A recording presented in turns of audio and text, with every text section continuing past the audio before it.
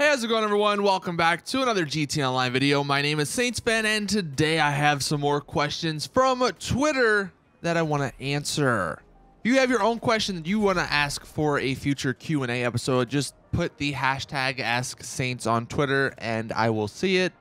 But Tiny Gears, starting with the first one, do you think we will get an After Hours Part 2? One of the best performing DLCs in GTA history, and Rockstar put a lot of effort into it.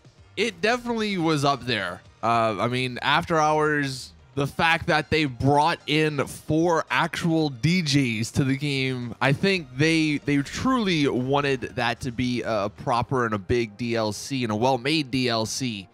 As for a part 2, I mean, it's possible if they have more DJs that they want to bring in, you know, they could maybe make it more of a low-scale one instead of, you know, a completely new DLC. If they want to do a part 2, you know, kind of while we're waiting for the next big DLC where they add 4 more DJs and some new missions and some new cars, but they don't really touch the whole nightclub part just because I don't think there's a whole lot they could add to it. That would be great.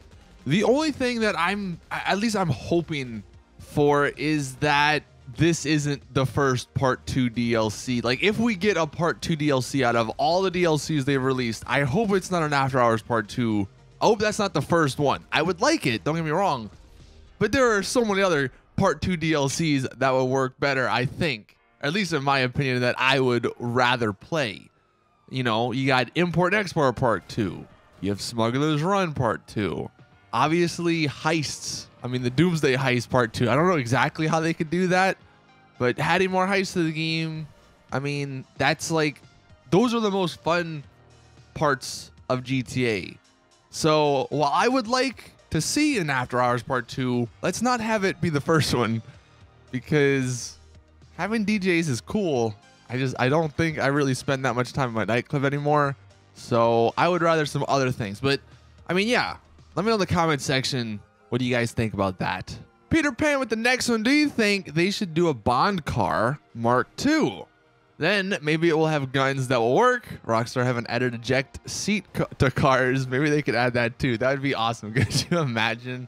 You're like just driving along and you're like, oh God, here comes an oppressor Mark II. You hear the beeping because you know you've been locked on, you know they shot. So you just eject those Ceto, cuz Fast and the Furious style. That would be pretty fun. I don't know exactly how it would work. And obviously I guess your car would die, so that would suck, but then you would live. I don't know.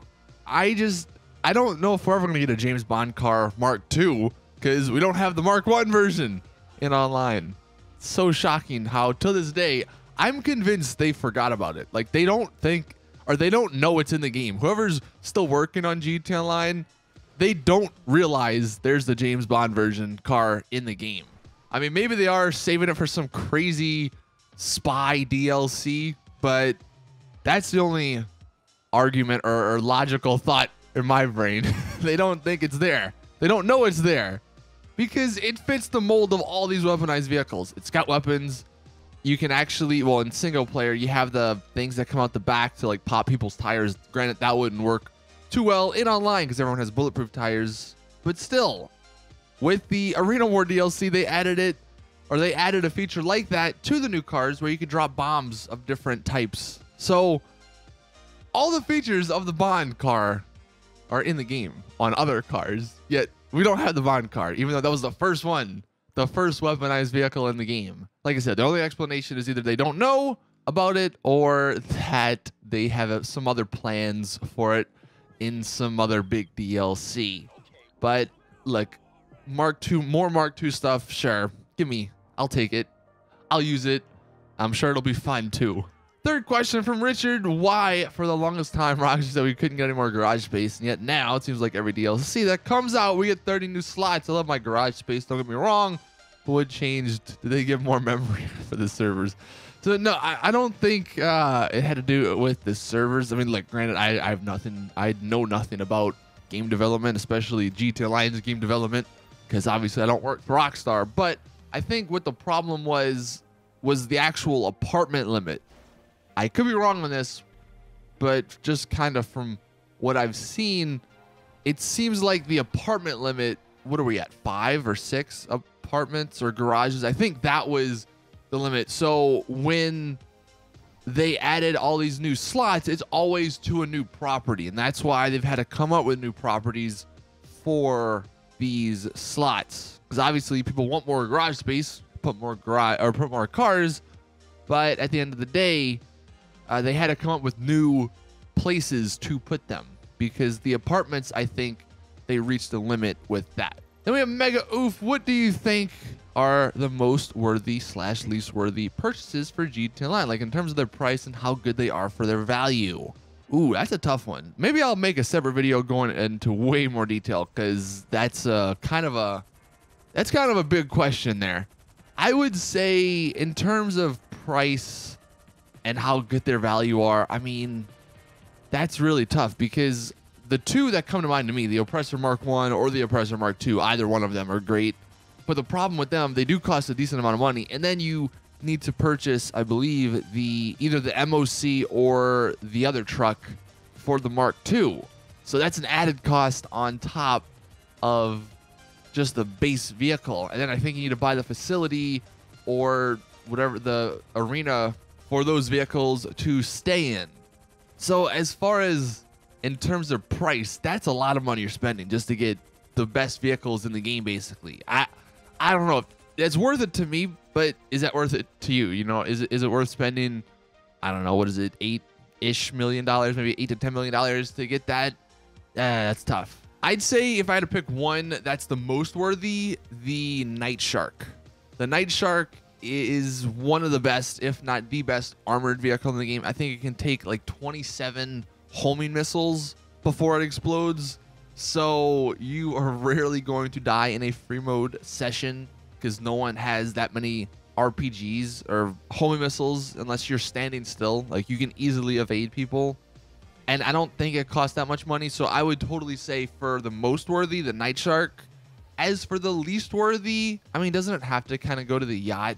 Because the yacht's never been updated in however many years it's been out, and it costs the most, and there's not really anything you can do on it.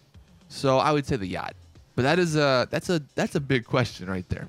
Yusuf, if you were to play the next Rockstar game, what would it be? Excluding GTA 6. Love the videos, by the way. Thank you, man. I would say, well, I think the next GTA game, or the next Rockstar game, is Bully 2. It's not actually GTA 6. I know it's not confirmed, but there have been a ton of rumors that says Bully 2 is the next Rockstar game. I don't know when it's coming out, if it's going to be this year, but GTA 6 doesn't look like it's going to be the one we see. Then we have Red Hex Gaming with the final question. The question of the day: do you think Rockstar will release another small update between the Arena War and the next big update, like the San Andreas Super Sport Series? It kind of blows my mind that Rockstar don't have like kind of a specific schedule. Comparing it to Fortnite, and I don't know a whole hell of a lot about Fortnite because I don't really play it or follow it, but those guys, like the developers, they have a pretty good schedule.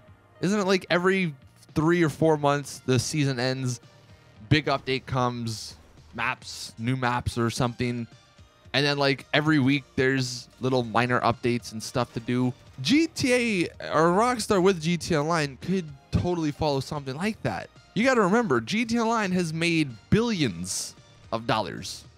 Billions with a B. Rockstar should have kind of 2 development teams, maybe. You know, one for the bigger DLCs that come out every 3 to 4 months, and then one for the smaller ones that come out in between those. I mean, again, I don't know anything about game development, but it doesn't seem like it would be that difficult, especially since you've made billions of dollars, to get some people to make a couple of cars. And I mean, the San Andreas Super Sport Series was literally a couple of cars, and that included the hot ring races and I think the jetpack races, like little stuff like that. I mean, just some simple races. I don't think that would be that hard, would it? Doesn't sound like it would be in between these big DLCs, because that's one of the big problems. It's like, all right, even though we have the drip feed, there's still waiting between the end of one DLC and then the beginning of the next, and Rockstar is so silent, so it's not even like you can really speculate or anything. But even going back to that January DLC of what, 2016 or 15, with the Banshee 900R and the Sultan RS, Why don't we get that every like couple of months? Every month, every 2 months. Drop some freaking awesome Benny's cars. It blows my mind how it almost seems mismanaged GT Line is. And that's what I want to end on. If you, I guess, turn it into the question of the day, what kind of smaller scale DLCs that are somewhat reasonable, what would you like to see if you had to fit that criteria? In between the big DLCs, what are some smaller ones that you want to see in GT Online? Anyway, that's going to do it for this video. Thank you all for watching. Please drop it a like. If you did enjoy, subscribe for more GT Online content. And as always, I will see you guys in the next one.